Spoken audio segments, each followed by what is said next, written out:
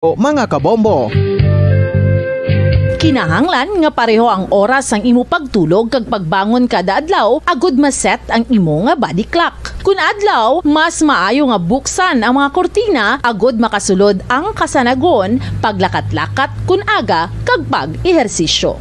Kun gabi, likawan ang mga masanag nga screen kaangay sa mga gadgets kag TV. limitahan man ang pagkaon kag mga ilimnon nga may caffeine kag nicotine bagod makatuga ini sang problema sa pagtulog. Likawan man ang pagkaon sang madamo, pag-inom sa alcoholic drinks, pag-inom sang madamo nga tubig kag ang pag-overthink antes magtulog.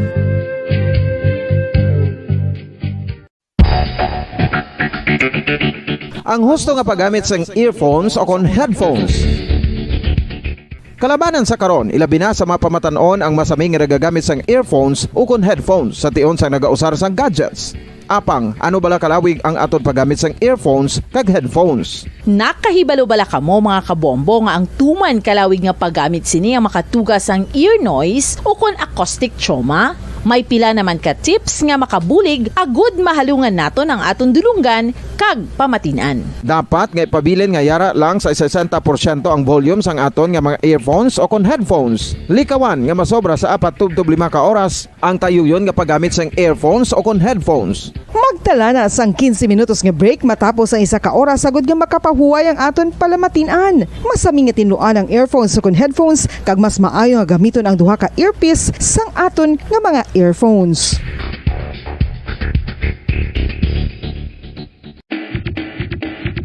Mga kabombo, madamo gid ang pagkaon apang ano bala ang dapat himuon kung may matabo sang suspected foodborne illnesses. Kung may matabo nga suspected foodborne illnesses, dapat i-preserve ang mga ebidensya. Kung may bahin sang suspected food nga nabilin, taguon ini. Putson sang maayo kag ibutang sa freezer. Magpabulong sa gilayon. Kung ang sintomas nagapadayon o kung nagalala, gilayon nga magkadto sa doktor agud magpakonsulta. Hindi man magkalipat nga i-report ang insidente sa local health department. Mga kabombo, nakahibalo bala kamo? Naghampak na sa 3 million ang natapikan sang COVID-19 sa Pilipinas. Mataas sa gihapon ang active cases sa bugos nga pungsod. Kag 50 mil na ang mga nagtaliwan bangod sa sini nga virus. Hindi magkumpiyansa. Depensahi ang kaugalingon kag ang imo mahal sa kabuhi. Magpabakuna na batok sa COVID-19. Pahanumdom nagikan sa Bombo Radyo Bacolod. Basta Radyo Bombo! Isa ka bala sa may hinuptanan nga ido, mangin responsable nga dog owner. Bilang nagapanag-iyas ang ido, siguraduhon nga ang mga ini ang regular nga nabakunahan batok sa rabies. Ipaidalom ini sa mandatory registration. Siguraduhon nga hindi ini manginlayaw o kon magsigilagaw o kon libot sa mga kalye o kon sa anuman nga mga public places. Imo man responsibilidad nga mapag-groom ang mga ini, matagaan sa bastante nga pagkaon kag shelter. Responsibilidad mo bilang pet owner nga gastuhan ang anuman nga gastuhon medikal sa tion nga makakagat ang imo ido. Rabies is preventable. Mangin responsable nga dog o kon pet owner.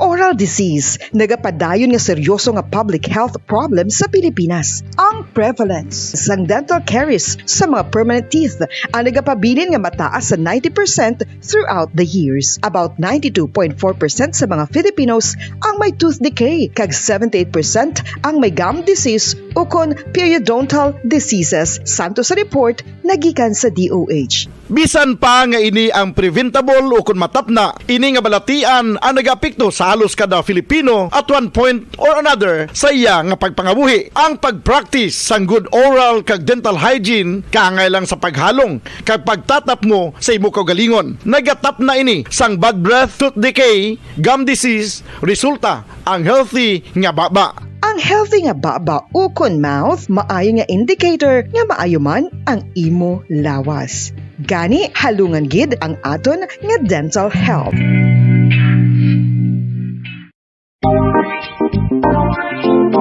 Mga kabombo, nakahibalo balubala ka mo? Naghampak na sa 3 million ang natapikan sang COVID-19 sa Pilipinas. Mataas sa gihapon ang active cases sa bugos nga pungsod. Kag 50 mil na ang mga nagtaliwan bangod sa sini nga virus. Hindi magkumpiyansa. Depensahi ang kaugalingon kag ang imo mahal sa kabuhi. Magpabakuna na batok sa COVID-19. Pahanumdom nagikan sa Bombo Radyo Bacolod. Basta Radyo Bombo!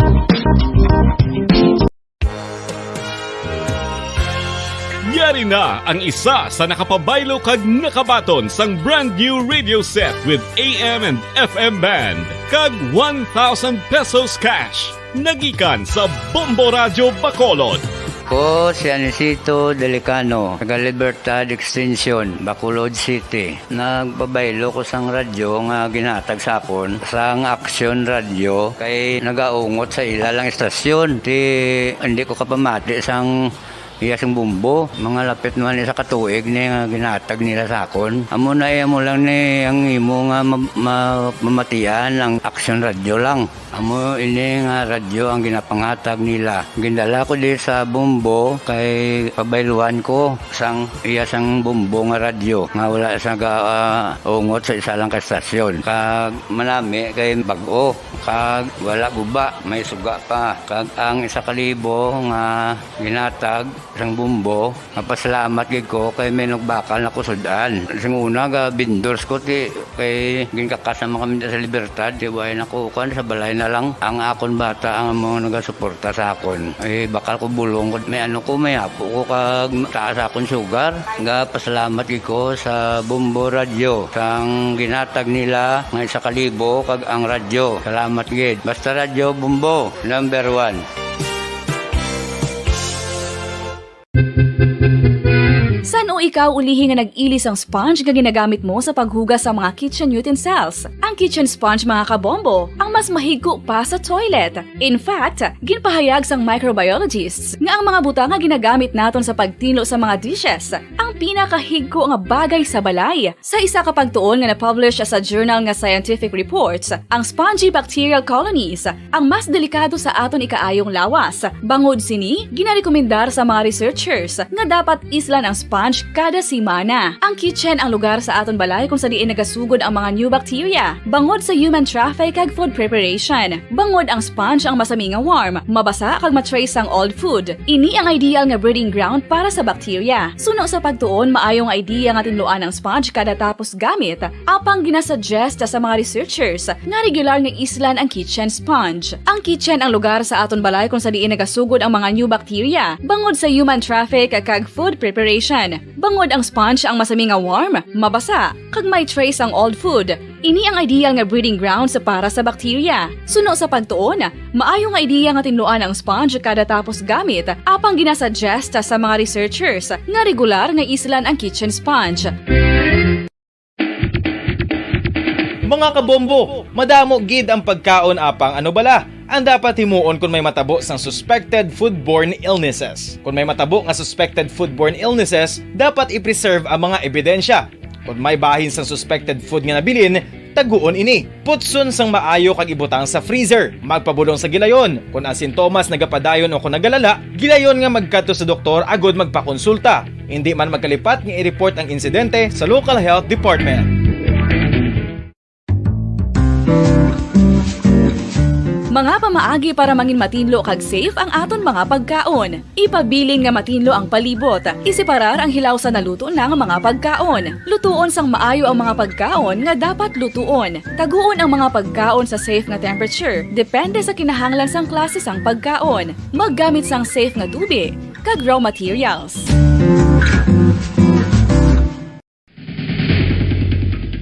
Ang food safety ang nagagarantiya nga ang pagkaon hindi makatugas sang anuman nga halit sa consumers o kung makakaon sini, samtang ini ang ginahanda o kung nakaon. May ara man sa ginatawag food and waterborne diseases o kung grupo sa mga balatian, tugas ang anuman nga infectious o kung non-infectious agents. Ang mga masunod ginakabig common causes ng food and waterborne diseases. Unsafe nga ginahalinan sa ginainom nga tubig, improper disposal of human waste, unhygienic practices, unsafe food handling and preparation practices. Isa ka Nakabala sa mahinuptanan nga ido, mangin responsable nga dog owner. Bilang nagapanag-iyas ang ido, siguraduhon nga ang mga ini ang regular nga nabakunahan batok sa rabies. Ipaidalom ini sa mandatory registration. Siguraduhon nga hindi ini manginlayaw o kon magsigilagaw o kon libot sa mga kalye o kon sa anuman nga mga public places. Imo man responsibilidad nga mapag-groom ang mga ini, matagaan sa bastante nga pagkaon kag shelter. Responsibilidad mo bilang pet owner nga gastuhan ang anuman nga gastuhon medikal sa tion nga makakagat ang imo ido. Rabies is preventable. Mangin responsable nga dog o kon pet owner.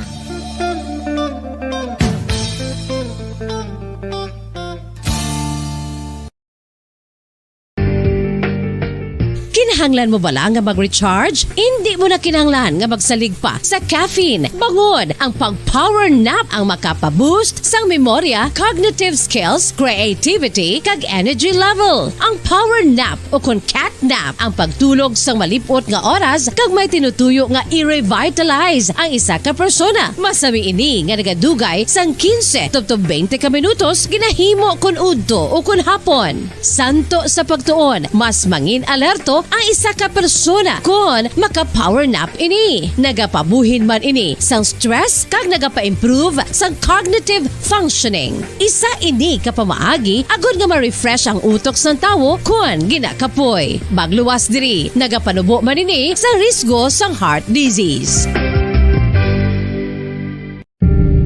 Tips agud malikawan ng insomnia. Ang pagtulog sang maayo ang makaapekto sa mental kag physical health sang isa ka tawo. Apang kung kaisa hindi maligar nga nagaka-eksperyensya sa ginatawag nga insomnia, gani ari ang matip sa gud malikawan ini kag mas makatulog sang maayo mga kabombo. Kinahanglan nga pareho ang oras ang imo pagtulog kag pagbangon kada adlaw agud maset ang imo nga body clock. Kun adlaw, mas maayo nga buksan ang mga kortina agud makasulod ang kasanagon, paglakat-lakat kun aga kag pag-ehersisyo. Kun gabi, likawan ang mga masanag nga screen kaangay sa mga gadgets kag TV. Limitahan man ang pagkaon kag mga ilimnon nga may caffeine kag nicotine bagod makatuga ini sang problema sa pagtulog. Likawan man ang pagkaon sang madamo, pag-inom sa alcoholic drinks, pag-inom sang madamo nga tubig kag ang pag-overthink antes magtulog.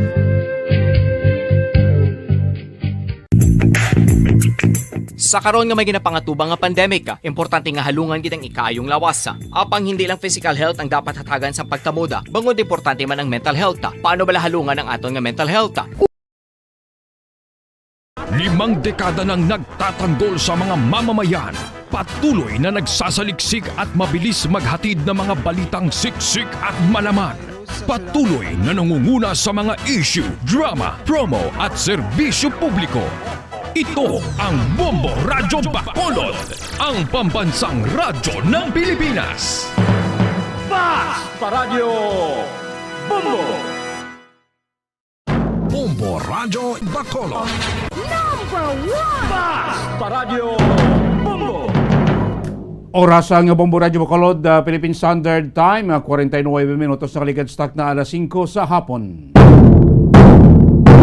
Welcome kami ng pagpalagad sa Platontunan Bombo Report sa afternoon edition pang Huwebes edisyon sa Platontunan petsa 28 sa bulan sa Abril. Kamusta na ka-welcome na mayong hapon sa aton masuki sa aton matagpalamati sa aton sila mga kabombo sa kabusang kasulad sa Bacolod kag sumuman sa mga banong kasulad sa kabusan sang probinsya. Mga nakatutok na karon live sa aton sa FB kay YouTube channel, mga taga Negros, taga Bacolod, di mo sila nga bayan sa Pilipinas, makita na nila. Mabatiin lang ito mapalagan sila nga hapon siya Platontunan Bombo Report sa afternoon edition of course ato sila nga mga kauturan karon mga trabahante nga nagapinauli na sila nga matiningon gikan sa ilatag sa iya ka mga opisina. Masako-sako naton palibot, magutok-utok naton sa mga dalanon, of course dagsa naton sila mga bumalaka sa atong mga merkado publiko. Kaupon dyan sa diri kapon, Bombo din, isturubikan ng mabalita ang aton kapatamod sa aton sila mga nagapaunang mabalita lokal, Police Regional Office 6 Director Brigadier General Findungbo, nagboto na sa ikaduhang adlaw sa absentee voting. Samtang dugang pa naton niya nga mga balita, mga customer sa isa ka car wash and coffee shop sa banwasang Salvador Benedicto, gain hold up. Sa balita sa palibot niya sang pungsod, kumilik liwat ng pasiguro nga hindi mamanipular ang resulta sang May 9 national and local election. Sa taon sinidugang pagidya nga mga balita national, mga individual nga makabatsyag sang simptomas ng COVID-19 sa adlaw sang eleksyon, ginpanugyanan sa Department of Health nga dapat magstay at home kung magpabilin sa ila sini nga puluyan. Sa balita gikan sa lawas, World Health Organization kag ang UNICEF nagapaandam sang paglapta sang kaso sang measles sa Contipdas sa bugos nga kalibutan. Sa mga balita aton nga pagtamad balita aton ni Balon sila nga po palagan siya pratuntunan Bombo Report sa afternoon edition. This time na ato report ni Bombo Lianisil Minardo ang data na karon o kung kadamon sa ato sila nga membro sa Philippine National Police diri sa Western Visayas Police Regional Office 6 nga nakabuto na sa duwa ka adlaw karon sa sulod sang duwa ka adlaw sa tatlo ka adlaw nga scheduled sang local absentee voting sini nga adlaw to sini Police Regional Director si Brigadier General Findungbo ang nag-cast man siya sini nga boto para yati mabalantaban nga sa adlaw sa eleksyon aton kapulisan masako-sako na mo daw wala na siyang tiyempo pa nga magkadto sa mga tagsa nila ka mga polling precincts particularmente ko ng ila assignment layo sa ila sila nga mga presinto sila ko temo ni nga ginapatigayon ining local absentee voting sa aton mga membro sang PNP, AFP, mga teachers naton, iban pa nga mga government employees of course mga membro sang media mga kabinan. Sa sulod sang nagligad nga duwa ka adlaw until buwas ni ato local absentee voting mo bilog Pilipinas sa sulod sang nagligad nga duwa ka adlaw pila na ka mga membros nga ato sini PNP diri sa Western Visayas ang nakatigayon na boto sa sining local absentee voting mga kabinan. Sa aring detalye sa mga balitang atipo ni Bombo Liani C. Liminardo gikan sa patrol. Bombo Liani, mayong hapon, Kimin. Bombo Dennis, nagdangat na sa 3,797 ka mga PNP personnel ang nagabutar sa bugos nga Police Regional Office 6 sa naglain-lain na mga probinsya nga sakop sa PRO6 sa Bombo Dennis.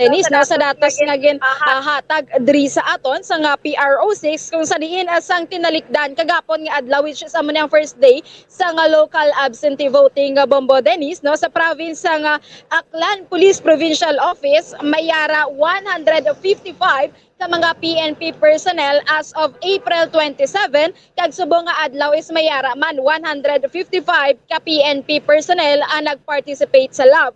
Samtang sa may Antique Police Provincial Office naman mayara 85 sang April 27 kag mayara 162 sa April 28 subong adlaw sini Bombo Dennis. Sa Capiz mayara 206 ka PNP personnel kag sa April 28 mayara man 206 sa Bombo Dennis. Sa Guimaris naman mayara 93 ka mga nag-participate kag sang April 28 as of today 93 man nagkabilog sini Bombo Dennis. Sa Iloilo Province mayara 553 ka mga personnel kag sa subong adlaw 784 kag diri sa aton sa Negros Occidental Police Provincial Office mayara 666 as of April 27 kag sa April 28 as of today 639 bali mayara kabugusan as of April 27 Bombo Dennis 1,758 na ka PNP personnel ang nag-participate sa local absentee voting kag as of today Bombo Dennis 2,039 naman ka mga personnel ang nagabotar na Bombo Dennis as of sa duwa na kadlaw nga ginpatigayon nga local absentee voting nga Bombo Dennis. So 3,797 na tanan kabilog ang nakabotar nga mga PNP personnel sa nagkalain-lain na nga mga Police Provincial Office nga sakop sini sa nga PRO6 sa Bombo Dennis sa bahin naman sini sang Regional Director nga si Police Brigadier General Lin Dongbo Bombo Dennis, no, nakabutan naman ini dira sa bahin sang Santa Barbara, Iloilo, no, sang sinilang man ang adlaw Bombo Dennis. So nagapahanugyan man si Police Lieutenant Colonel Arnel Solis ang spokesperson sini Bombo Dennis nga sang PRO6 nga dapat i-exercise sini ang right of suffrage man sang nabilin pa kag kinanglan Bombo Dennis, no, nga pareho sa duha ka adlaw nga sunod-sunod sini nga pagbutar mga malidong kag matawhay kay ang ila man sini nga gingamit is ang traditional man sa gyapon nga pagbutar sini which is mano-mano o kana manual nga mayara dira sa nga bangko Bombo Dennis ang naka-folder man sa gyapon, no, which is machine man sini ang mga nagabutar Bombo Dennis as of 2 days, no, consecutive 2 days sini nga patigayon ini ang local absentee voting. So far Bombo Dennis wala sang naging problema sa bugos nga regional, no, office 6 o police regional office 6 sa Bombo Dennis ang kada polling center Bombo Dennis. So Bombo Dennis, pamatian bala naton ang dugang nga pahayag ni Police Lieutenant Colonel Arnel Solis. As of ma'am, no, as of 11 a.m. kaina sa subong second day, April 28, may ara na 2,039 ang nakaboto, no? Kung i-add nato nini siya sa 1,758 kahapon, may ara na kita 3,797 ka PNP personnel nga nag-avail na ng local absentee voting sa bilog ng Western Visayas. Yes, Colonel, may accurate data sa kada lugar sa may nasakupan sa PRO6 kung pila na ka mga personnel ang nagbotar? Subong adlaw, no? 155 sa Aklan, 162 sa Antique, 206 sa Capiz, 93 sa Guimaras, 784 sa Iloilo Province, and 639 sa Negros Occidental. So with a total of 2,039. Yes, Colonel, ang nagbotar rin tanan sa may PRO6 is mano-mano sini ang gingamit. Yes, ma'am, no. Mano-mano ini siya. So yun ang proseso sa aton nga commission elections. So amo man ining aton ginasunod. Yes, so far Colonel, sa mga polling center, no, kung diin nagpatigayon sang love is wala man sang problema. So far ma'am, wala kita sa may nakita ang abriya o kung na problema. So Colonel, anong mahabilin mga mensahe sa isa pa kaadlaw nga nabilin sini sa bahay sa mga personnel nga magabotar ba? Sa ato ng mga PNP personnel, matarto sila early, no, sa mga voting center para hindi kita maglinotok para matapos naton early buwas ang ang pag-avail sang local absentee voting. Yes, Colonel, si RD Dongbo naka-vote na kag sa diin ni siya nakaboto? Nagboto na siya kahapon, no? Today pala, sa Iloilo Police Provincial Office sa Santa Barbara. Yes, sa Bombo Dennis. So maayo man Bombo Dennis, no, kay naging successful ini ang sabahin sang pagbutar sa mga PNP personnel kag malindong kag matawhay lang man Bombo Dennis. Likewise, aton nga mga membro man sa nga Philippine Army di may diri sa mga Western Visayas sa Bombo Lani daw so far so good man, no? Yes, so far so good naman na Bombo Dennis kag no ara naman sila sa almost 50% naman ang nakabotar sa bahin sang AFP Bombo Dennis. Sige. Yes, sa Bombo Dennis sa muyad to ang balita nga gikan sa patrol ini si Bombo yan ni Zil Minardo para sa pambansang radyo ng Pilipinas. Consistent overall number 1 sa Bacol, basta radyo Bombo. Damo salamat Bombo Liani Sil Minardo. So far so good sa second day sa aton si local absentee voting, no, sa bahin sa aton si diri sa mga Western Visayas sa atong kapulisan sa atong Philippine Army kasi iban pa nga mga nagpigbahan sining local absentee voting. Wala man problema, no? Wala man abariya mga kebenan, no?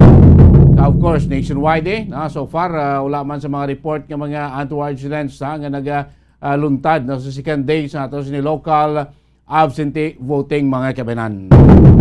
San bahay na kamo dito yung center masunod dalago labas ka mga nagpauna ng mabalita national ang Commission on Election nagatag na karon sa access no? Sa transparency server para iya sa napulo ka mga major political parties sa pungsod, para para neguro sa mangin resulta sa atong sining piniliay sa mabot nga Mayo 9 mga kabanan.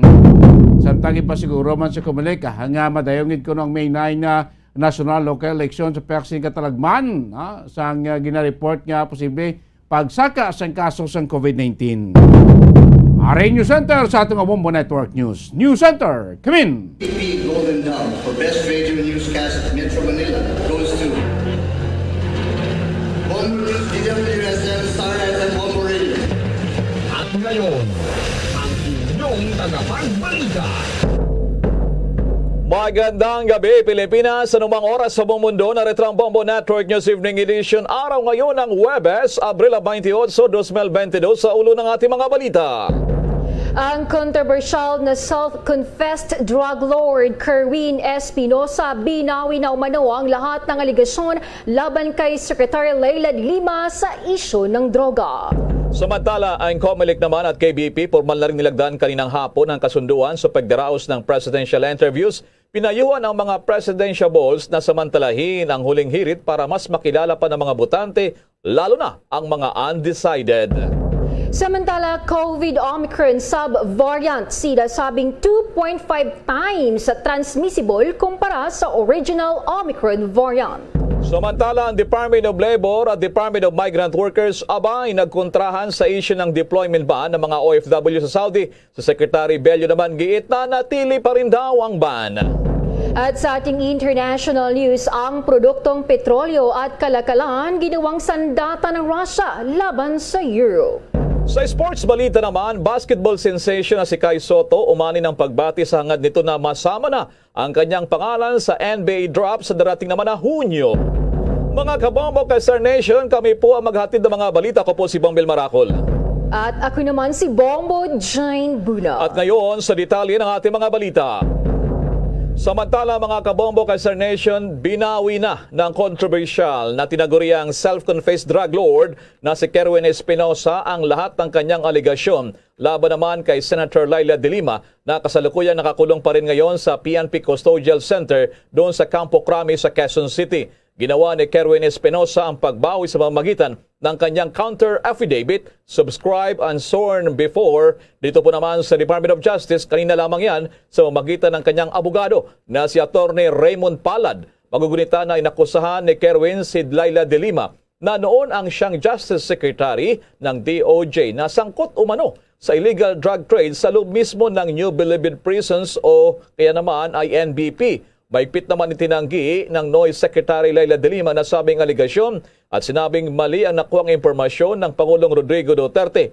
Inaamon pa ni de Lima ang mga nag-akusa sa kanya maglabas ng mga ebidensya na sangkot ito sa operasyon ng illegal drugs at sa kabilang dako naman inalis na rin itong si Kerwin Espinosa sa Witness Protection Program and Benefit Program ng Department of Justice o ng gobyerno dahil sa iba't ibang mga pagkakasala at isa na rito ang tangka nitong pagtakas mula naman sa kulungan. Mula naman sa pagkakakulong sa NBI, inilipat itong si Kerwin ngayon sa Bureau of Jail Management and Penology dyan sa detention facility ng Camp Bagong Diwa sa Taguig City. Si Kerwin Espinosa naharap din sa multiple criminal cases na nakabinbin pa rin sa Manila Regional Trial Court sa Branch 16 at 51, ginarin sa Makati City RTC Branch 65, maging doon pa sa korte sa Pasay City, maging sa Cebu City, maging doon naman sa may bahagi ng Ormoc City Branch 112. Samantala naman, hinihili ngayon ng Commission on Elections si COMELEC kay Pangulong Rodrigo Duterte na ideklara ang Mayo at Huwebe bilang special non-working holiday dahil sa halalan. Sinabi ni COMELEC Chairperson Saidamin Pangarungan na nilagdaan ng COMELEC Anbank ang Resolution number 10784 na humihiling sa Pangulo na ideklara ang Mayo at Huwebe bilang special non-working holiday sa buong bansa. Ang local absentee voting para sa naka-duty sa Mayo at Huwebe ay nagsimula noong Miyerkules, Abril 27, taong 2022 at tatagal ito hanggang Abril 29. Sinabi naman ng COMELEC na may kabuang 84,357 na botante ang pinayagang maka-avail ng local absentee voting na tatagal yan hanggang Abril 29. Sumantala sa iba pa nating mga balita, 2 pa lamang mula sa 10 mga kandidato sa pagkapresidente ng Pilipinas ang nagkumpirma ng kanilang partisipasyon sa Commission Elections sa COMELEC, yung tinatawag na panel interview. Tumanggi muna si COMELEC Commissioner George Garcia na pangalanan o tukuyin yung 2 kandidatong sasali sa interview na ipapalabas naman mula Mayo 2 hanggang Mayo 6. Aniya kahit lahat sila daw ay umaten at kahit ang iba ay hindi maka-attend, tuloy na tuloy pa rin ang ipapalabas ang interview sa kanila. Kahit yun ay sa 3 lamang o 4 lamang, tuloy pa rin daw para naman fair daw sa lahat. Inorganisa ng COMELEC ang interview sa tulong na rin ng Kapisanan ng mga Broadcaster ng Pilipinas o KBP matapos kansilahin ang huli nitong 3 presidential debate dahil sa hindi naman pagbabaya daw ng kontraktor na Impact Hub Manila sa Hotel Sofitel para sa pag-host ng event. Tanging ang kampo na lamang ni dating Senador Ferdinand Bongbong Marcos Jr. ang nagpahayag sa ngayon at kinumpirma na hindi na rin dadalo naman sa interview ng COMELEC. No issue din sa mga debate sa COMELEC noon. Sinabi naman ni Commissioner Garcia, mag-a-adjust na rin ang COMELEC para sa mga kandidato at maaaring magsagawa pa ng panayam sa mga himpilan ng miyembro ng KBP malapit sa kanilang mga campaign sorties. Narito pa ang dagdag na pagpapaliwanag naman ni COMELEC Commissioner George Garcia. Samantala, babalikan natin yan, mga kabombo kay Star Nation. Matungo muna tayo dyan sa COMELEC. Kanina, isinapurmal na itong lagdaan ng KBP at ng COMELEC para naman sa kanilang kasunduan sa pagdaraos ng mga presidential interviews. Tinutukan niyan doon ni Bombo Dennis Hamito. Yes, Bombo Elmar, Bombo Jane, sa kasalukuyan ay nakabalik na o nakauwi na yung mga dumalo dito sa signing ng Memorandum of Agreement ng Commission on Elections at ng Kapisanan ng mga Broadcasters ng Pilipinas. Dito nga ay nilagdaan ng kasunduan para sa pagdaraos ng isang, kumbaga ito yung huling hirit para sa presidential interview dito sa mga lalahok sa halalan sa May 9, 2022 presidential elections. At dito, Bombo Elmar, nakapaloob yung ilang mga panuntunan kung saan, paano at pa yung diskarte kung paano hahawakan, hahandle itong gaganaping final interview na ito para sa mga kandidato. Lalo't gahol na rin naman sa panahon.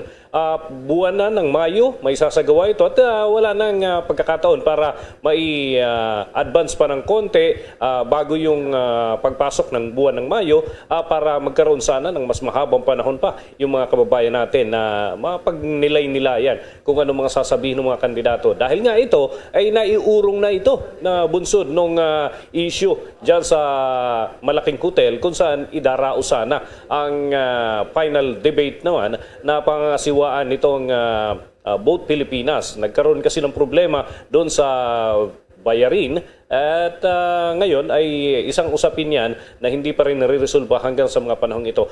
Personal na dumalo dito sa paglalagda ng kasunduan ang mga opisyal ng Kapisanan ng mga Broadcasters ng Pilipinas sa pangunguna ni Bombo Herman Z. Basbanyo, ang KBP National President.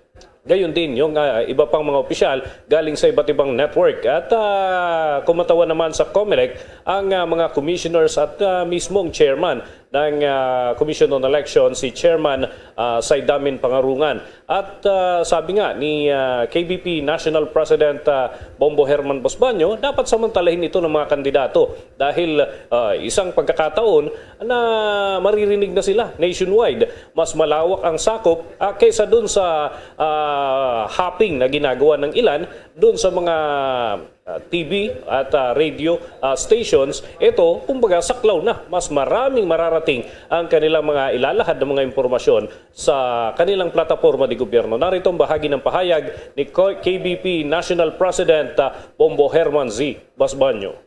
So imagine ko anong savings mo sa oras, sa effort mo na hindi ka na kailangan mag-ikot, kumusta sa lahat na ganong ilang milyon ng mga tao na makarinig, makakita ng ipalabas to ng Commission on Elections at saka ng KBP. So sa kanila yon na pag-isipan nila dapat, and we're hoping and praying na they will attend. Not only for that reason but also para na mahimay pa ng mga mamayan, ng ating mga botante, kung ano ang mga sa isip nila, sa loobin nila at ang kanilang plataforma di gobyerno.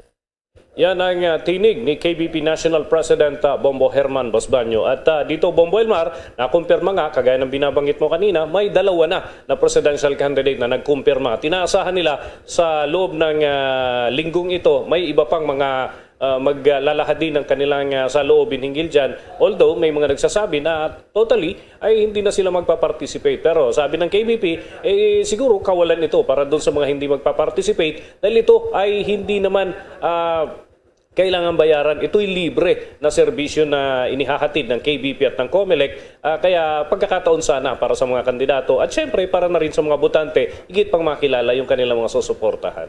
Bombo Dennis, may mga natalakay na ba dyan, Bombo Dennis? Anong oras ito? Ang alam natin so far ngayon, Mayo 2 hanggang 6. Pero kasi dati ang debate ng COMELEC ay alas 7 na ang gabi hanggang alas 10. What about this time around, Bombo Dennis? May mga isinasapinal pang paksa dito, Bombo Elmar, kung papaanong diskarte. Yung dapat sana ay maluwag din para dun sa mga stations na maghahandle nito sapagkat ito, Bombo Elmar, ay ipoproduce itong mga interview na ito. So, may tsansa na may adjust dun sa panahon na angkop para dun sa mga maghahandle at gayon din para dun sa mga kandidato. So, hindi ito specific time na lahat ay present. So, hindi ganoon, Bombo Elmar. Bibigyan ng pagkakataon ng lahat na may makapag-adjust dito sa panahong ipinagkakaloob ng Commission on Elections at ng KBP. Bombo Dennis, aside from KBP National President kay Sir Herman Basbanyo, sino pang ibang mga dumalo dyan na mga miyembro ng KBP at mga top officials ng COMELEC, Bombo Dennis? Yes, nabanggit natin kanina si Chairman Saidamin Pangarungan ng Commission on Elections ay present. Nandun din si COMELEC Commissioner George Serwin Garcia at yung iba pang mga directors ng COMELEC nakaantabay din kanina. And sa panig ng Commission ng KBP, nandyan si KBP President Herman Basbanyo and si Chairman Junik Dao. At yan ay kasama din nila yung iba pang mga opisyal ng KBP na nanood doon sa naturang paglalagda ng kasunduan at yung iba nag-participate pa doon sa photo opportunity, Bombo Elmar. Sige, maraming salamat sa mga updates na yan sa COMELEC, Bombo Dennis. Para sa Bombo Network News, Bombo Dennis Hamito nag-uulat para sa Pambansang Radyo ng Pilipinas. Basta Radio, Bombo! Samantala, balikan natin yung issue kanina na binawi ng controversial at self-confessed na drug lord na si Kerwin Espinosa, yung allegation niya dito kay Senator Leila de Lima sa usapin naman ng umano'y may kinalaman ang senadora doon sa nangyayaring illegal drugs trade sa loob ng Bilibid Prison. Kasama natin live nationwide worldwide si Attorney Dino De Leon, Legal Counsel at tagapagsalita mismo ni Sir Leila de Lima. Attorney Dino, kumusta na po kayo? Si Bombo Elmar ito, ang aking partner si Bombo Jane. Attorney De Leon, good evening po sa iyo. Magandang gabi, Bong, at saka Jane, at saka sa lahat ng ating mga tagapakinig. Alright, Attorney De Leon, unang-una, anong reaction mo dito sa naging hakbang ng kampo ni Kerwin Espinosa?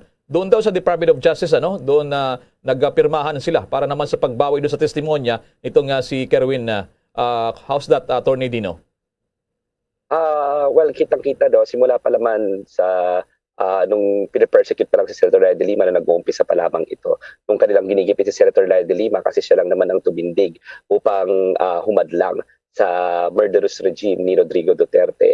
Sinasabi na namin na walang katotohanan ang lahat ng mga paratang kay Senator Leila de Lima. Pawang gawa-gawa lamang, katang isip lamang. At ang kanilang main goal is to actually silence Senator Leila de Lima and make sure na siya ay magiging primary example na kung ano man sino man ang humadlang sa kay Rodrigo Duterte ay gagawin nila yung parang liwanag nila. So ito yung pinaka-biggest symbol ng pananakot sa lahat ng mga tao. So it is also we're very happy in the defense team, including Senator Leila de Lima herself, that the truth is starting to come out na rin. Napakalino naman kasi na ito inventong kaso, gawa-gawang kaso. This was also categorically declared by no less than Senior Associate Justice Carpio as the grossest injustice perpetrated before the Filipino people in the entire world in recent memory. No? Sinabi rin ng United Nations mismo Working Group on Arbitrary Detention na inosente si Senator Raya de Lima, arbitrary ang kanyang detention, and the only reason why she is detained is because she was performing her job as a legislator. So kitang-kita na in entire machinery of the state was used against Senator Raya de Lima to silence her, to character assassinate her, and to gag her into submission. But as we always say, the truth will eventually come out, and it's starting to come out. At si Kerwin Espinosa mismo, isa sa mga witnesses na ginamit para siraan si Senator Raya de Lima, gawa ng inventong kaso, ay nag-apologize at sinabi na walang katotohanan. At siya, ang lahat ng mga paratang niya at mga testimonya niya against Senator Raya de Lima, at nang hingi pa ng patawad sa kanyang affidavit kung nabasa mo na. So, yun kasi yung katotohanan nilalabas at lalabas yan, no. Unfortunately, mga taon na nilang siniraan at ipinakulong si Senator Raya de Lima, but they cannot silence the truth forever. Okay. Attorney Dino, nakausap mo na ba si Senator Raya de Lima sa kulungan dyan sa Campo Crame matapos lumabas itong isyong ito na pag-atras ni Kerwin? Hindi pa, no? Huli kami nakita nung linggo. Nagkausap kami para sa kampanya. Kanina lang rin naman lumabas itong balita ng pirmahan na ito, no? Pero I'm sure that we were talking about her case last Sunday, and syempre si Senator Raya de Lima, dahil 5 taon na siyang nasa piitan, hindi naman siya nag-give up Her spirit remains to be intact and indomitable. Hindi pwede namang nakiusap na lang kami at pwede naman sinabihan niya kami mga abogado niya na makiusap na tayo, hindi ko na kaya. Pero para sa kanya, kailangan niya maging malakas because she is not just fighting for herself, but she is fighting for the entire justice system. Hindi dapat ito nangyayari. Hindi dapat umabot ito sa husgado to begin with. Probable cause determination pa labang, dapat binasunan ito ng Department of Justice. In other words, nagpagamit ang entire justice system para lang siraan at yurakan ng isang Senator Raya de Lima, para lamang hindi niya magawa ang kanyang trabaho na imbestigahan ang malawakang patayan sa ilalim ni Duterte. So, sigurado ako na masaya siya sa mga oras na ito kasi lumalabas na ang katotohanan finally after 5 years na siya ay inosente at lahat ng mga paratang sa kanya ay pawang gawa-gawa lamang, inimbento ng Duterte administration at pinuwersa nila ang kanilang mga incredible witnesses. Kasama na dito yung mga convicted criminals sa katulad nila Kerwin. Attorney, ang aking partner si Bombo Jane, ang aking co-anchor. Your question to Attorney Dino. Go ahead, Bombo Jane. Alright, good evening po sa inyo, Attorney Dino. Attorney, gusto ko lang pong malaman, paano na ngayon binawi na ni Kerwin Espinosa ang kanyang reklamo o kaso laban kay Senator Laila de Lima. So, paano yan? May plano ba kayong sampahan ng kaso ang mga taong nasa likod ng panggigipit ng senadora, Attorney? Well, of course, we will always exercise the remedies available to us. Pag-aaralan namin exactly kung ano yung mga consequences nitong recent testimony na ito. No? In the meantime, of course, naniniwala kami na sana naman sincero ang pag-apologize ni Kerwin Espinosa at siya ay ginipit, pinuwersa, ginamitan ng dahas upang gawin yung mga yon. So in a lot of instances, makikita rin natin na he didn't have a lot of choice, especially since he was actually under the custody of the Executive Department. Kung maalala mo rin, Jane, na yung mga ibang witnesses katulad ng Peter Ko, pinagsasaksak 2 days before they were brought to the House of Representatives to testify. And that particular forum was used to character assassinate Senator Laila de Lima. No? So yes, we will exercise the remedies available to us. Justice will be served. And sabi nga ni Senator Laila de Lima, addressed even to the President when she had her CNN interview, Mr. President, there will be a day of reckoning. And it's coming, it's nearing, and the real justice will be served. Okay. Attorney Dino De Leon, ginagulong pa tayo sa oras. Maraming salamat sa daglian yung pagsagot sa turang malaking balita. Legal Counsel at Spokesman, Mr. Laila de Lima, Attorney Dino De Leon. Maraming salamat po. Magandang gabi sa iyo, Attorney De Leon. Maraming salamat at magandang gabi rin. Huli ko lang rin ito sasabihin na sana ipagdasal natin si Senator Laila de Lima hindi madali ang kanyang pinagdadaanan sa mga oras na ito. Maraming salamat po. Maraming salamat po. Yan po ang kanyang tagapagsalita-reaction pa rin sa pagbawi. Mamaya, pipilitin nating makapanayam naman itong si Attorney Raymond Palad. Siya po yung abogado naman ng self-confessed drug lord na si Kerwin Espinosa doon naman sa kanilang hakbanga. Samantala sa patuloy pa ng ating mga balita, nilinaw ng COMELEC na maaari pa ring bumoto sa Mayo 9 yung mga botante na nagpositibo daw sa COVID-19. Ito'y kahit na iba ang nirekomenda ng Department of Health. Sinabi ni COMELEC Commissioner George Garcia, Yung mga pasyente na tinamaan ng virus ay maaring bumoto sa mga isolated polling precincts at hanggat pinapayagan silang lumabas sa kanilang mga quarantine areas. Hinimok na lamang ang mga ito na magsuot pa rin ng mga face mask at maging yung face shield. Lahat anya na may mga sintomas ay makakaboto at hindi sila pauwiin. Ayon pa dyan sa COMELEC official. O narito inihag naman ng COMELEC ang sarili nitong mga isolation polling place sa araw ng halalan na nakalaan naman para naman doon sa mga taong nakakaranas ng sintomas ng COVID-19. Yung isolation period para sa pangkalahatan ay pinaikli naman sa 7 araw para doon sa mga nabakunahang individual at sa 10 araw naman para sa mga hindi nabakunahan. At bagyang nabakunahan naman ng mga taong may probable, yung mild cases, yung asymptomatic COVID-19 cases. Narito pa ang dagdag naman ng mga pahayag ni COMELEC Commissioner George Garcia. Baka may nararamdaman kayo na simptomas katulad ng nilalagnat, inuubo, o may sipon, o nag-LBM, mga indikasyon na maaaring simptomas nga yan ng COVID-19, kayo po ay makakaboto. Meron po tayong inalaan na isolation polling precinct na kung saan pag nakita ang temperatura nyo ay 37 degrees at mataas at hindi nagbabago, o kung hindi man nandyan nga yung simptomas, meron po kami mga mag-a-assist sa inyo na naka-PPE, may mga medical team po kami na isang lamesa nga dyan na kung saan yun po ang kanilang katungkulan na tulungan at i-assist po yung mga kababayan natin na may mga simptomas ng COVID-19 upang sila ay makaboto. Yung po mga balota po ninyo mula sa presinto kung saan dapat kayo boboto ay ibibigay mismo sa inyo, dadalhin po sa inyo at pagkatapos later na po yung ibabalik para mabilang po yung mga balota. So wag pong mag-alala, lahat po tayo makakaboto at wala po kami ipagtatabuyan o pauuwiin na hindi makakaboto sa araw ng halalan. Yan pa rin ang tinig ni COMELEC Commissioner George Garcia. Samantala naman, pinayuhan ng Department of Health ang mga botante na nagpapakita ng mga sintomas ng COVID-19 na manatili sa bahay at iwasang lumabas sa Mayo 9 na araw ng halalan. Sinabi ni Health Undersecretary Maria Rosario Vergere na mula nang magsimula ang pandemya ng COVID-19, palaging pinapayuhan ng Health Department ang mga may sintomas na i-regulate ang sarili sa pamamagitan ng pananatili sa bahay upang maiwasan ang pagkalat ng virus sa iba.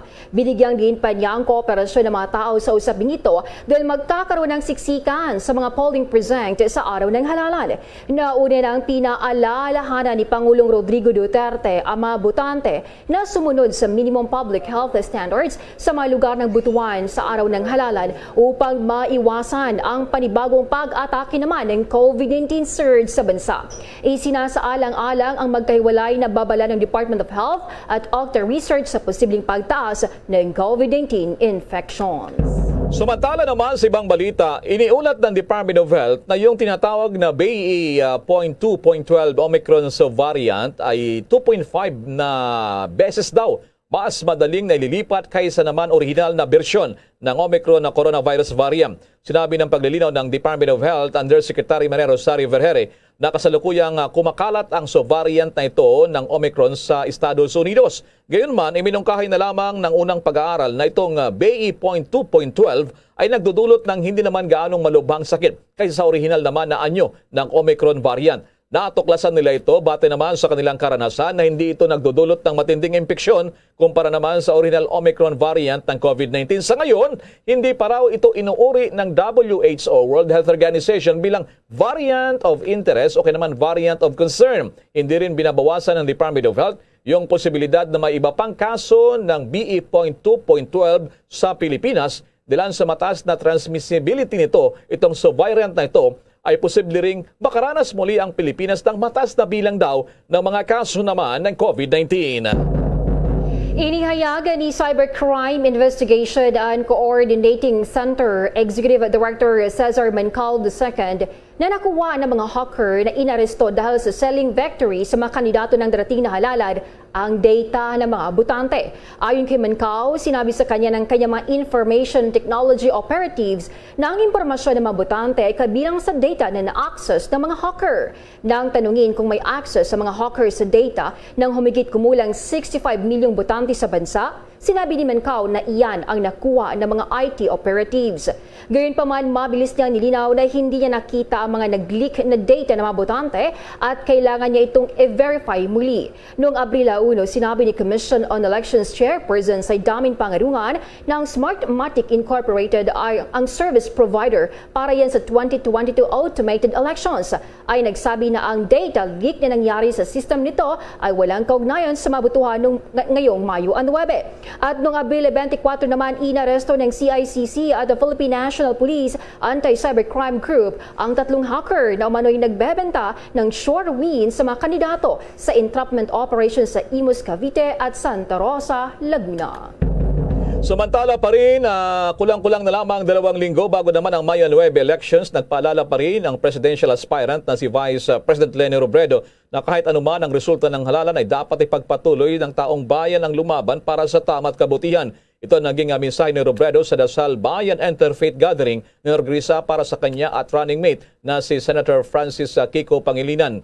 Aniya, kapag sila ni Pangilinan daw ang palaring manalo sa halalan, sisiguraduhin nilang maramdaman ng bawat Pilipino na sila ay pinapakinggan ng pamahalaan at kabahagi sila ng pagdedesisyon ukol naman sa mga pulisya ng kanilang administrasyon. Kapag naupo daw bilang Pangulo at pangalawang Pangulo, bukas din daw sina Robredo at Pangilinan punahin sa kanilang ginagawa bilang mga leader dahil sa naniniwala silang dapat nakikinig ang mga lingkod bayan sa boses ng ordinaryong Pilipinong pinaglilingkuran nila. Kung hindi man pala rin manalo sa darating na Mayo, kailangan pa rin daw ni Robredo at Pangilinan ang tulong ng taong bayan upang lumaban naman para sa ikabubuti ng bansa. Abangan pa mamaya sa ating mga dagdag pang mga balita. Magipugnayan tayo dito po naman sa abogado nitong self-confessed drug lord na si Kerwin Espinosa. Kanina ay nakapanayam natin ang kampo naman nitong si dating sekretary at ngayon Senadora Laila De Lima, nakakulong ngayon dyan sa Campo Crame. At doon naman sa balita ng Department of Labor, doon po naman sa mga nakalaan na mga vacancies sa walang mga trabaho, kaugnay sa lalapit naman na araw ng paggawa o naman Mayo 1. Paalala muna. Hi guys! This is Donnie Pangilinan, big summer lover. Tuwing tag-init, lahat big deal! Big sababidas, big family outings. At syempre, dapat may big refreshing Dunkin' drinks. Kaya mag-Dunkin' Iced Coffee and Icy Choco na. Now in big 22-ounce servings. Big and indulgence with Dunkin' Iced Coffee's signature taste and Dunkin' Icy Choco's rich flavor. Big time! There's nothing like a Dunkin' summer. At ngayon, sa pagpapatuloy ng iba pang pangunahing mga balita. Sa dagdag pa mga balita sa oras na ito, mahigit 82,000 na erehestrong job vacancies ng DOLE na maaaring applyan sa isa sa gawang job fair ngayong Labor Day. At kauna-unahang OFW hospital naman bukas na para yan sa libreng outpatient services. Alamin ang detalye sa report ni Bombo Everly Rico. Mahigit 82,000 job vacancies na ang nairehistro ng Department of Labor and Employment o DOLE na maaaring applyan ng ating mga kababayan sa isa sa gawang nationwide job fair kasabay ng pagdiriwang ng Labor Day sa Mayo 1. Ayon kay Undersecretary Attorney Benjo Santos Benavides, ang DOLE Relations, Social Protection and Policy Support nasa 61,000 dito ay para sa local employment habang nasa 21,000 naman ang job vacancies para sa overseas employment. Pinakamataas na demand sa trabaho ay mula sa manufacturing industry, sinundan ng business process outsourcing o BPO at ang mga nasa retail and sales pagdating yan sa local employment. Habang mataas naman ang pangangailangan sa mga trabaho sa ibang bansa para sa mga nurses, nursing aide, waiter, food server at iba pa para ito sa mga bansang nasa Middle East at Europa. Inaasahan na madaragdagan pa ang bilang ng job vacancies sa mga susunod na araw. Ito ay upang matulungan na rin ang mas marami pang mga Pilipino na magkaroon ng oportunidad na magkaroon ng trabaho. Narito pa ang pagbabahagi ni Attorney Benavides sa mga trabahong maaaring applyan sa job fair na isasagawa sa Labor Day. Since tayo po ay nagbukas na ng ekonomiya, mas marami na pong negosyo ang napayagang makapagbukas.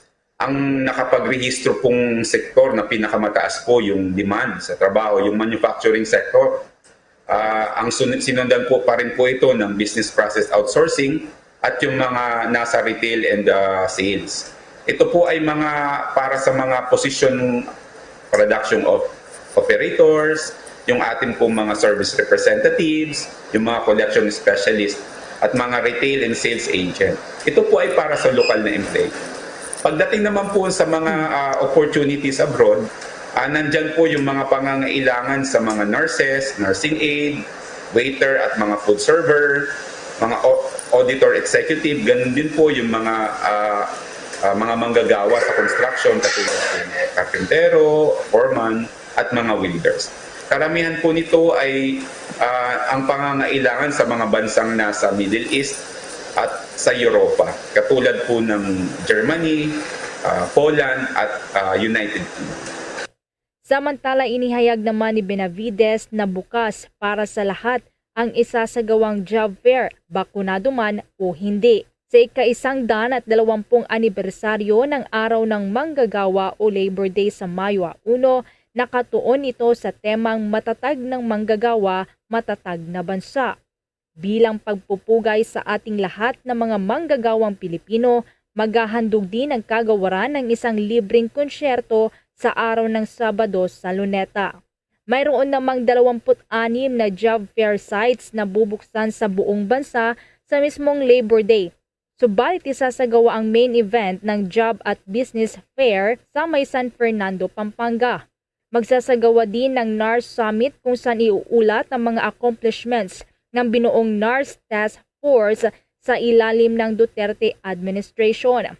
Samantala, binuksan na ang outpatient services ng kauna-unahang ospital na dedicated para sa ating mga kababayang overseas Filipino workers o ang tinatawag na OFW Hospital na matatagpuan sa may Barangay Sindalan sa San Fernando, Pampanga. Ayon kay Benavides, libre ang outpatient services at para naman sa inpatient services, planong simulan na mag-cater sa susunod na buwan. Itinatag nga ang OFW Hospital upang maalagaan at matugunan ang medical needs ng itinuturing na modern-day heroes sa kanilang pagsasakripisyo para sa kanilang pamilya at kontribusyon sa ating ekonomiya. Para sa Bombo Network News, Bombo Everly Rico nag-uulat para sa Pambansang Radyo ng Pilipinas. Basta Radyo, Bombo!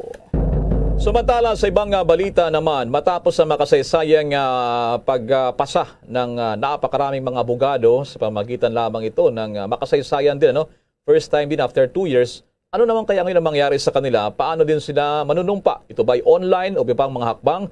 At may dagdag pang mga detalye dito mga Supreme Court, si Bombo Gerald Olip. Bombo Elmar, Bombo Jane, excited na itong mga nakapasa dito pa rin sa bar examinations para na rin sa kanilang panunumpa sa darating na buwan ng Mayo. Sa ating pagkikipag-ugnayan kanina dito sa ating na-interview dati si Irene Mendoza Ulep, ay sinabi nitong hindi pa rin makapaniwala na talagang pumasa siya dito sa pagka-abogasya at siya ay magiging abogado na sa mga susunod na araw. Hindi na siya masyadong nagpa-unlock, ayaw niya magpa-unlock muna ng interview dahil talagang yung kanilang privacy ngayon na mag-asawa na abogado, yung kanilang yung kanilang namang talagang tinatamas sa ngayon.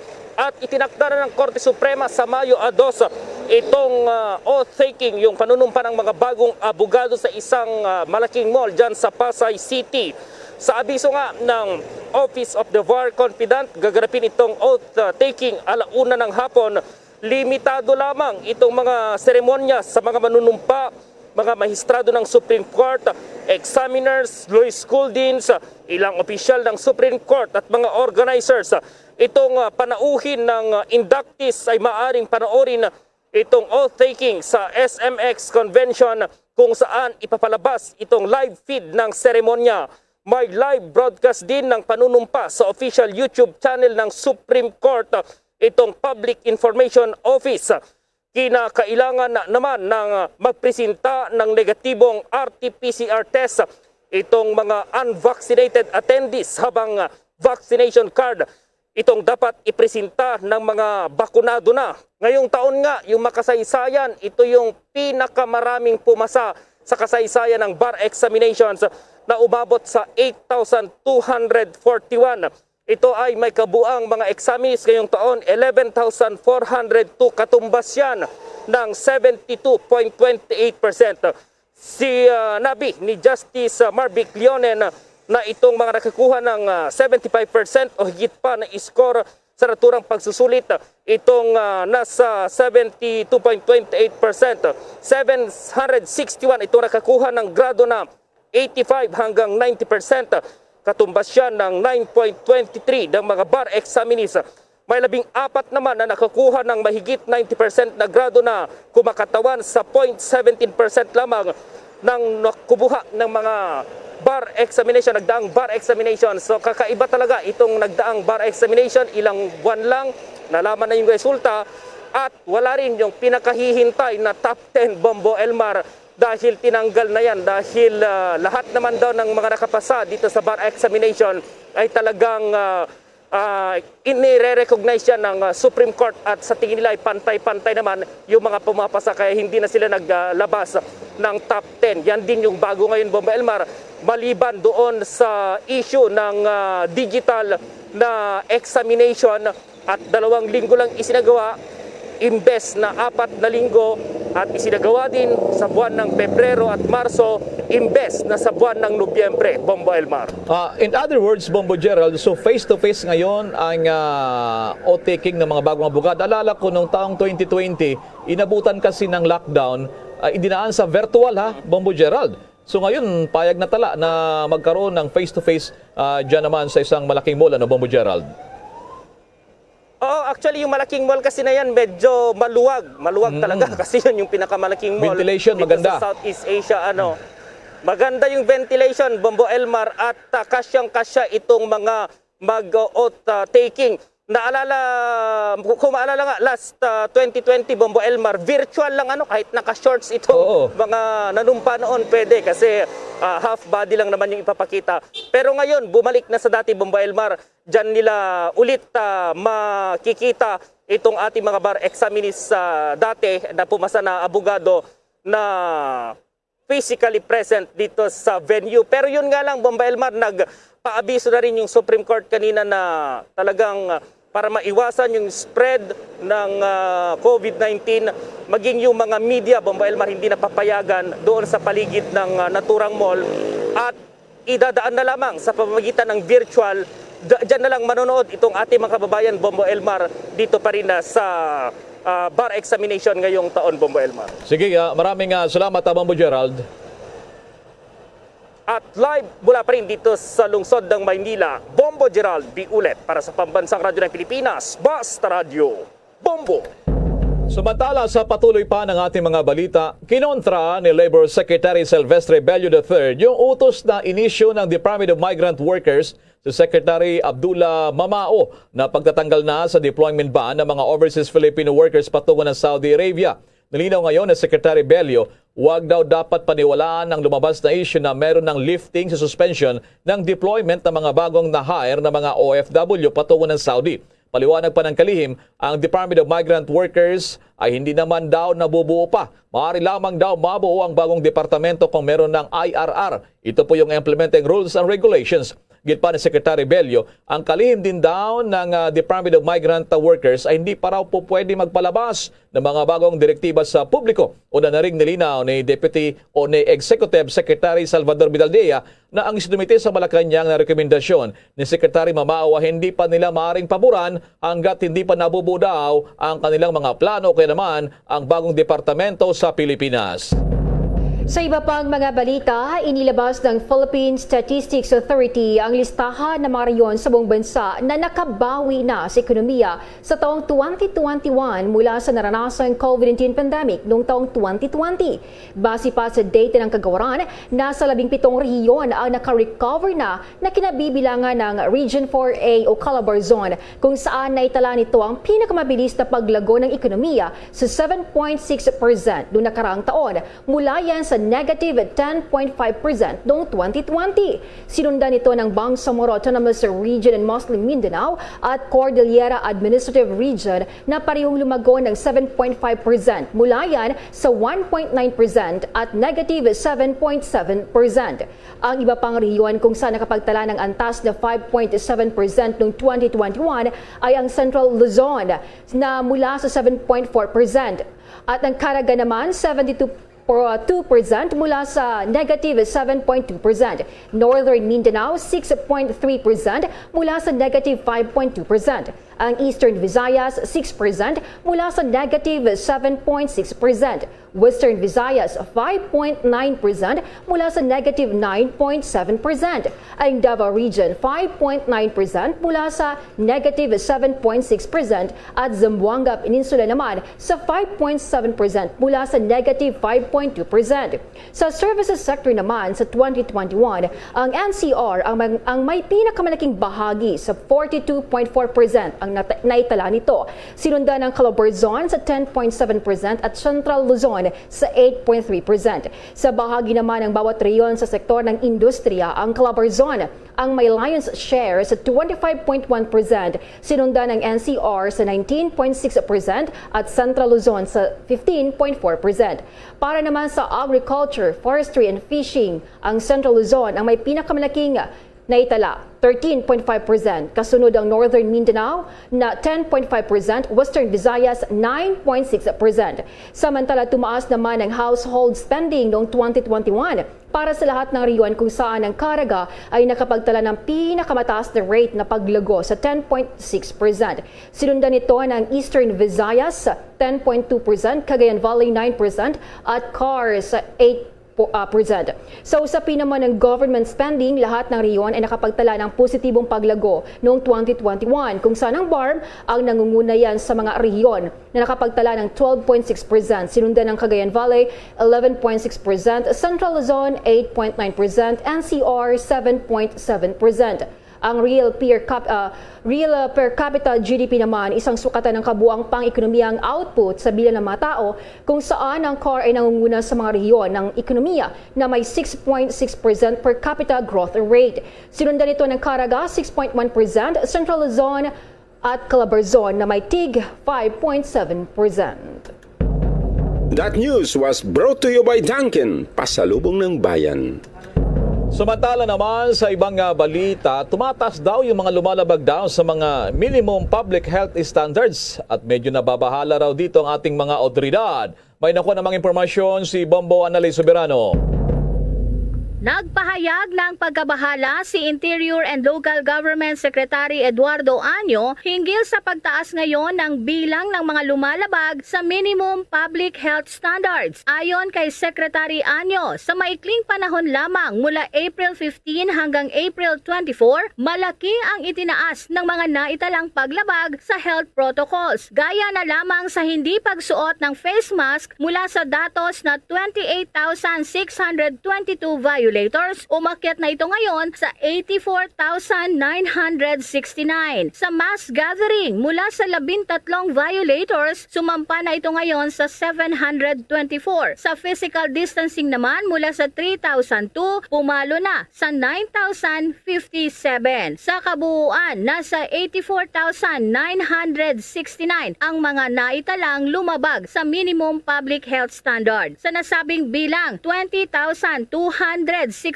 dito ang binalaan, 6,263 naman ang pinagmulta, 1,834 naman ang sumailalim sa community service habang nasa 259 ang inaresto. Inatasan naman ni Secretary Año ang Philippine National Police na paigtingin pa ang kanilang pagbabantay at tiyaking nasusunod ang physical distancing lalo na sa mga public places. Panawagan din ng kalihim sa mga local government unit, barangay barangay officials, tanods, mga commercial establishments na tumulong sa pagtupad sa minimum public health standard. Aminado si Anyo na malaking hamon din ang nalalapit na halalan na posibleng sumipa ang kaso ng COVID-19 kaya hindi ito hahayaan ng gobyerno. Maituturing kasi na super spreader event ang araw ng halalan sa May 9, 2022. Pakinggan natin ang pahayag ni DILG Secretary Eduardo Anyo.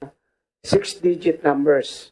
At ang pinakamalaking challenge po natin dito ay ang election day mismo sa May 9 sapagkat ating ina-expect na 60 million, at least 60 million voters po ay lalabas, magko-converge sa mga presinto kung saan sila boboto. Kaya sasagutin po natin na masusunod ang ating minimum public health standard. Bombo Anali Montaño Soberano nag-uulat para sa Pambansang Radyo ng Pilipinas. Basta Radio, Bombo! Samantala naman, sa iba pa nating mga balita naman, nakapagsanay na ang halos 1,000 mga pulis para magsilbi silang mga Board of Election Inspectors sa lalapit na halalan. Ay dito kay PNP Director for Operations Major General Valeriano De Leon na siya ring Deputy Director ng Security Task Force on National and Local Elections, paliwanag ng General, yung naturang mga pulis ang papalit sa mga teachers na umatras sa pagiging Board of Election Inspectors dahil sa pangamba sa kanilang seguridad. Sinabi ng General, sakaling maaprubahan na pulis na ang umaktong mga Board of Election Inspectors sa mga lugar na nilagay sa Comelec Control, ay doon nila i-deploy itong kanilang mga tauhan. Kung malala, 6 na bayan sa Maguindanao habang ang Marawi City at 3 bayan doon sa Lanao del Sur ang inilagay sa Comelec Control dahil sa mga election-related violence incidents. Pinangunahan naman ni Philippine Army Chief of Staff Major General Roberto Capulong bilang kinatawan ng Philippine Army Commanding General Romeo Bronner Jr. ang send-off ceremony para yan sa 198 bagong opisyal ng Philippine Army sa Philippine Army Officers Clubhouse sa Fort Bonifacio, Metro Manila. Ang mga bagong opisyal na may ranggong Second Lieutenant ay nagtapos yan ng Officer Candidate Course at Officer Preparatory Course.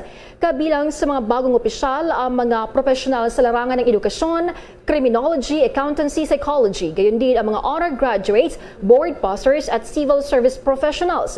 Sinabi ni Major General Capulong na mga bagong opisyal ay bibigyan ng mga field assignment at inasahang mamumuno at magsisilbi kasama ang mga tropa. Dagdag pa ni Capulong, dala ng mga bagong opisyal ang kani-kanilang kalaman sa iba't ibang larangan na magpapalakas yan sa operational at organizational capabilities ng Philippine Army.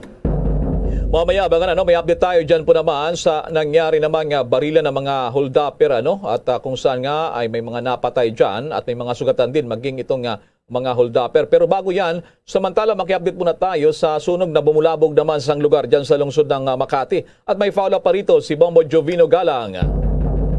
Nagsasagawa pa rin ang investigasyon ang Bureau of Fire Protection dito sa lungsod ng Makati sa naganap na sunog sa residential area sa Barangay Pio del Pilar sa nasabing lungsod. Nagsimula ang nasabing sunog dakong alas 12:14 ng tanghali at ito ay dineklarang under control ng 1:33 at fire out ng 1:34 ng hapon. Base sa inisyal na ulat ng Bureau of Fire Protection na mayroong 15 bahay ang tuluyang natupok ng apoy kung saan 25 pamilya ang naapektuhan. Bukod sa BFP Makati ay mahigit 30 mga bumbero at fire volunteers ang rumisponde sa nasabing sunog. Ilang mga residente rin na nakausap ng Bombo Radio ang nabigla at walang mga gamit na nailigtas mula sa nasusunog nilang tahanan dahil sa mabilis na pagkalat ng apoy. Dapat tumawag sila. Paano nagsimula? Paano yung nakita kanina? Wala na kami naabutan. Wala na. Kasi po kami dito sa bahay, nandun po kami sa Mabini sa office. Tapos tinawagan lang kami ng kasamaan namin na sunugan daw dito. Kaya ngayon lang kami nakapunta. So wala na kaming nabutang gamit. Lahat ng mga gamit namin nandiyan. OFW po kasi kami. Hingi kami ng tulong. Saan po kayo? Ako po, Tausog. Kaya taga Mindanao kami. Kasi ongoing pa rin yung firefighting na operation. Wala naman sir sa initial interview sa mga affected. Wala. Walang ganun. Purely residential lang na mga light materials. Yun lang.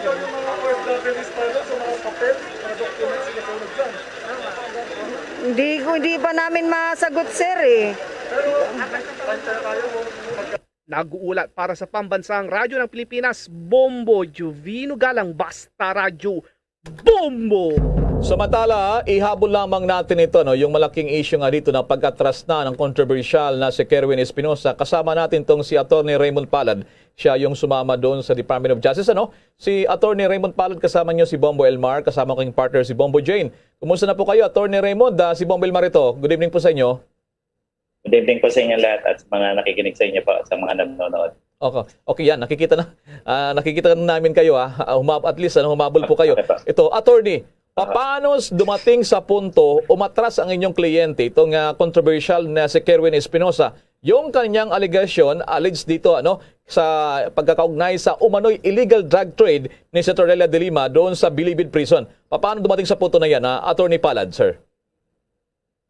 Actually, nagresulta po yan dahil sa bagong kaso isinampan ng NBI sa Department of Justice na natanggap po namin itong Marso 2022.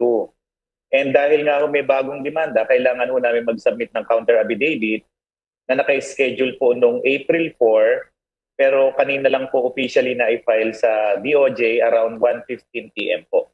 So may bagong kaso po, kailangan po namin sagutin at yan po yung unang-unang salaysay ni Mr. Espinosa, recanting lahat ng sinabi niya sa Senado, especially those statements against Senator de Lima po.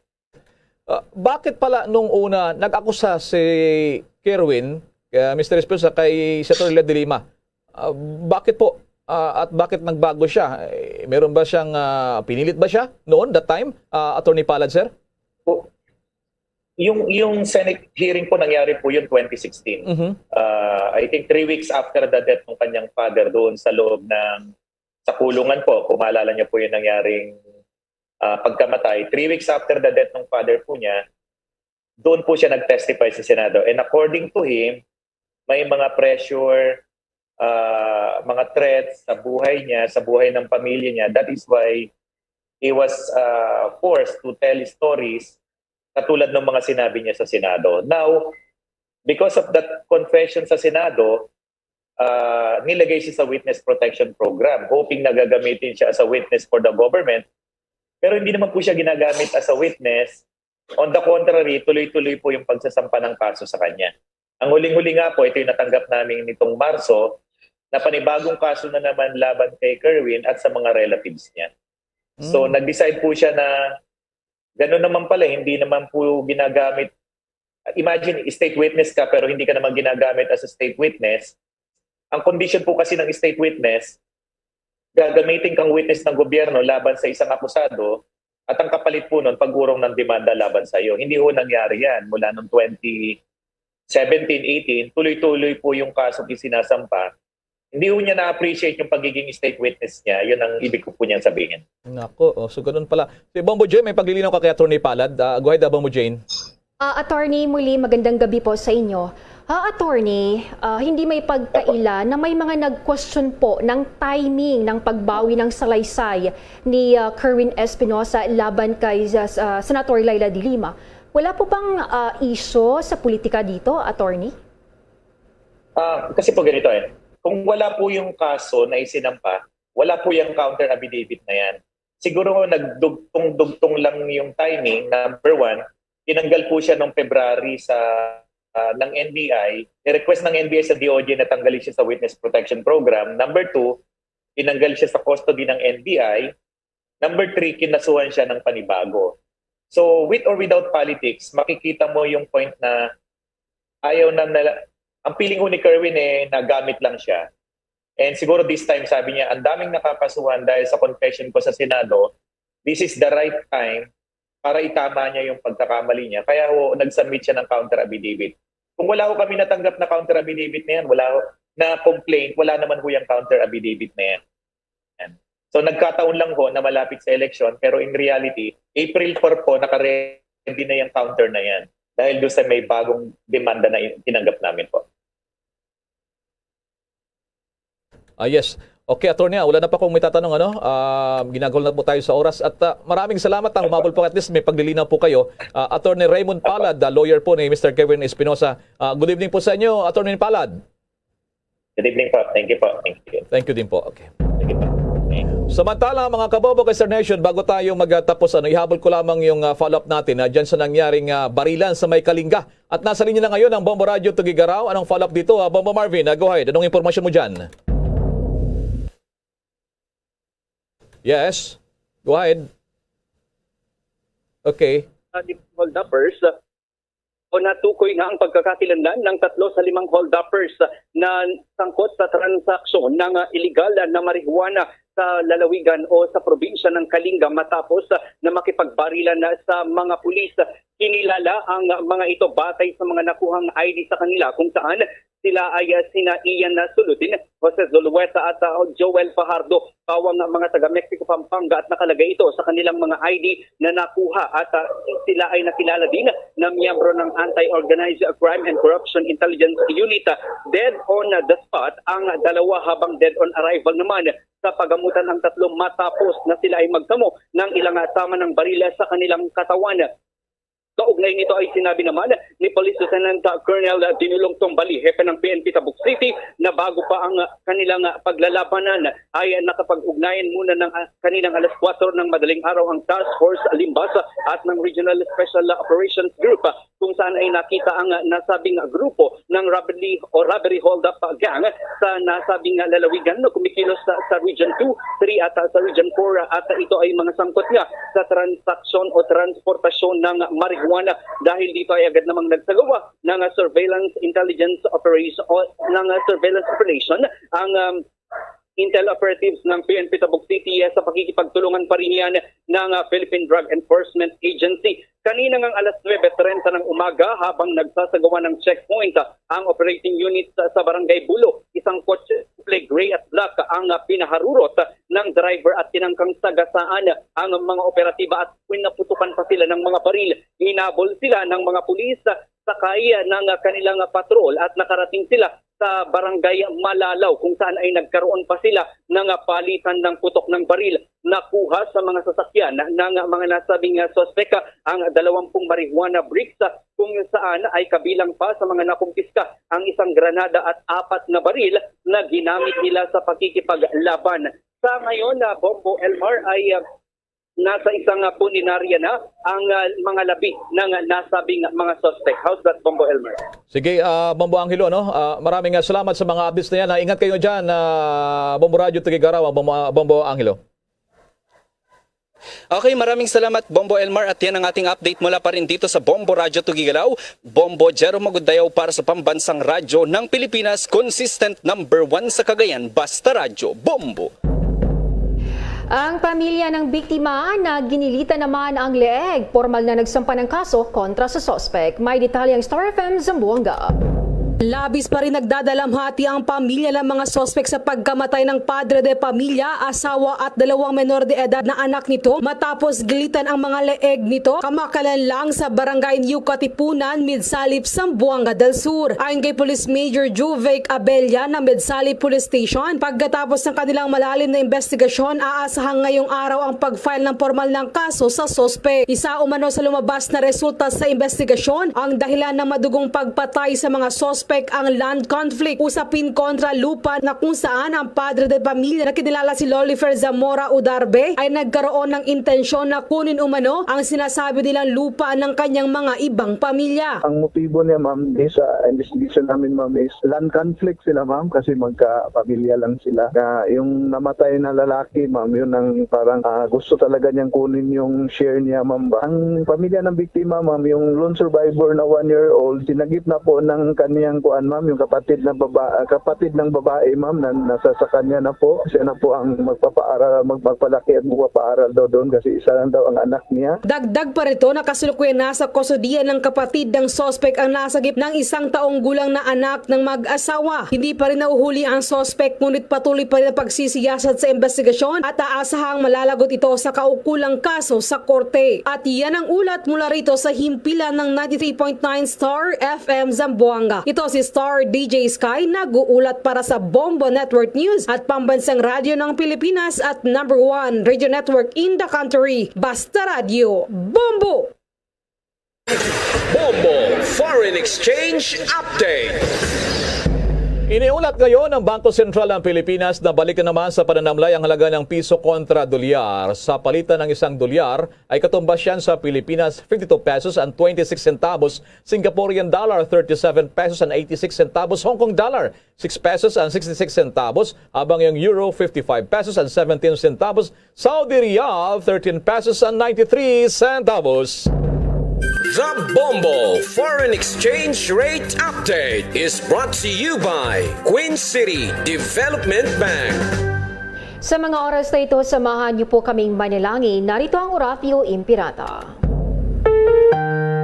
Merciful and compassionate Father, we confess our sins and we humbly come to you to find forgiveness and life. We come to you in our need to seek your protection against the COVID-19 virus that has disturbed and claimed many lives. We ask you now to look upon us with love and by your healing hand, dispel the fear of sickness and death, restore our hope, and strengthen our faith. We pray that you guide the people tasked to find cures for this disease and to stem its transmission. Bless the efforts to use the medicines developed to end the pandemic in our country. We pray for our health workers that they may minister to the sick with competence and compassion. Grant them health in mind and body, strength in their commitment, protection from the disease. We pray for those afflicted. May they be restored to health. Protect those who care for them. Grant eternal rest to those who have died. Give us the grace in these trying times to work for the good of all and to help those in need. May our concern and compassion for each other see us through this crisis and lead us to conversion and holiness. Grant all these through our Lord Jesus Christ, your Son, who lives and reigns with you in the unity of the Holy Spirit, God, forever and ever. Amen. We fly to your protection. O Holy Mother of God, do not despise our petition in our necessities, but deliver us always from all dangers. O glorious and blessed Virgin. Amen. Our Lady, health of the sick, pray for us. Saint Joseph, pray for us. Saint Raphael the Archangel, pray for us. San Roque, pray for us. San Lorenzo Ruiz, pray for us. San Pedro Calungsod, pray for us. Amen. Luzon, Visayas at Mindanao, maging sa buong mundo. Yan ang kabuuan ng ating Bombo Network News Evening Edition ngayong araw ng Webes at live nationwide, worldwide, via satellite. Mula sa Bombo News Center Makati, kami po ang inyong mga nakasamang naghatid ng mga balita. Ako si Bombo Jane Buna. Ako naman si Bombo El Maracol para sa Pambansang Radyo ng Pilipinas, Basta Radio, Bombo! At sumainyo ang kalipunan ng maiinit at pangunahing mga balita sa Bombo Network News. Hatid sa inyo ng Pambansang Radyo ng Pilipinas, Bombo Radio Philippines. Basta Radio, Bombo!